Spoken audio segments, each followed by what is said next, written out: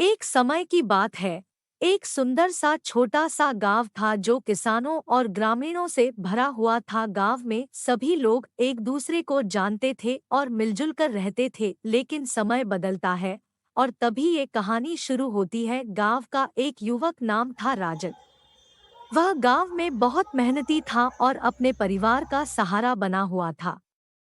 उसके सपने बड़े थे और उसे अपने गांव को एक बड़े नगर में तब्दील करना था। उसे शिक्षा और विकास के लिए उठाना था, लेकिन इसमें उसके परिवार का साथ नहीं था। वह गांव के सरपंच से अपने सपनों के बारे में बात करता था। सरपंच उसकी सोच को समझते और उसे बढ़ावा देते थे, लेकिन उनके पास विशेष तरीके से इसे पूरा करने के लिए साधन नहीं थे। तभी एक दिन एक ग्रामीण ने राजत को एक विचार दिया। राजत, तुम्हारा सपना सच करने के लिए तुम्हें गांव के बाहर निकलना होगा। बड़े नगर में नौकरी ढूंढो और वहां अपना जीवन बनाओ। लेकिन मेरे पास पढ़ाई के लिए पैसे नहीं है और नगर के जीवन में मैं अनजान हूँ। ग्रामीण, तुम्हारी मेहनत और परिश्रम से पढ़ाई के लिए पैसे कमाना संभव है और नगर का जीवन तुम्हें अनजान नहीं बनाएगा।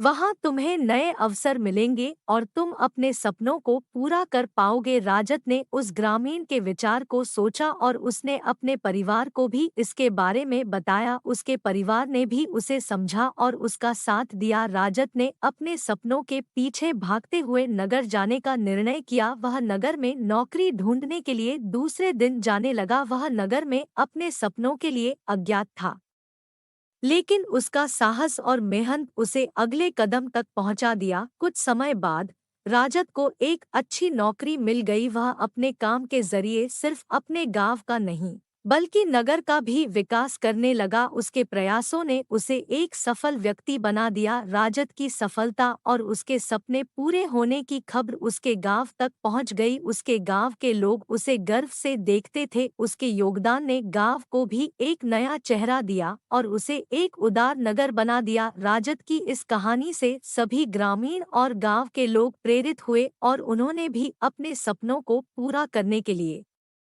नगर के रास्ते पर चलना शुरू किया। इस तरह से उन्होंने न केवल अपने गांव को बल्कि अपने दिल को भी नगर बदल दिया।